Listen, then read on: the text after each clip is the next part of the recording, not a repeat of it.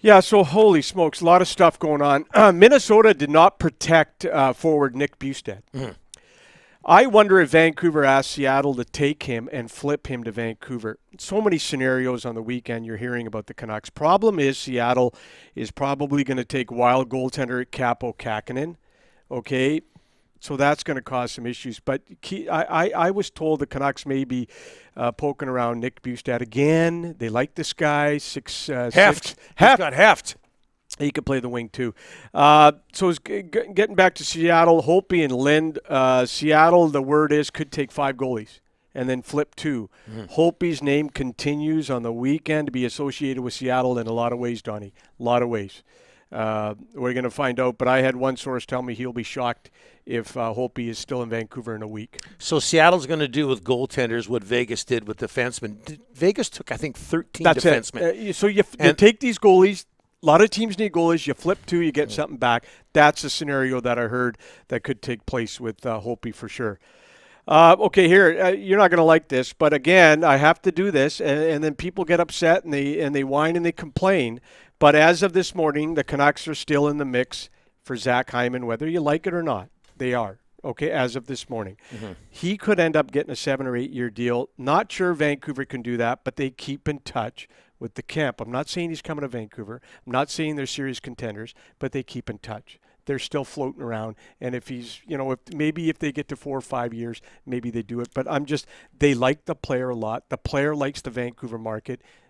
They're trying to see if there's a fit. Why in God's name would he want to come to Vancouver right now? Canadian market. I was told this morning, he likes the market, like Donnie. Do you see a Stanley Cup parade being planned right now? So all UFAs are going to – nobody wants Vancouver because of that? But Zach Hyman, what do we hear about him? He's got a He's lot a Canadian of choices market. right He's a now. Canadian kid. It's okay if he wants to play in Vancouver, Don. This just in, he's not the youngest guy in the world. Well, so there's that. He's got a ton of teams after him right now, Don. A ton. That's what I'm saying. If you money aside, if you've got your choice, right? Money's not going to be the issue. It's the term. He's getting a lot of 7, 8. Do you not want to go to somebody who's going to – or a team that's going to – contend for the Stanley Cup, of course.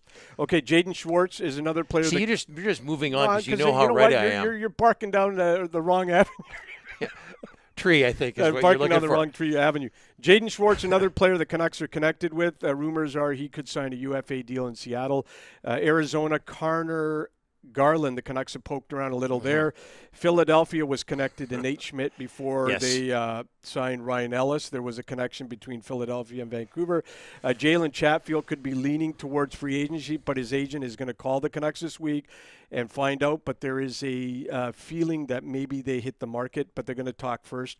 Abbotsford, no signings in Abbotsford. I've been told Canucks are talking to a lot of players in Europe that played in Europe in the last 1 or 2 years. They haven't announced any signings, but I believe there's been Western Hockey League kids they've contacted, 20-year-olds, 20-year-olds that I believe the announcements are not there yet, but they're going to announce them soon.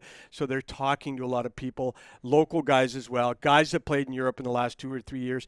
Abbotsford announcements are not coming anytime soon, but when they come, there'll be a bunch of them.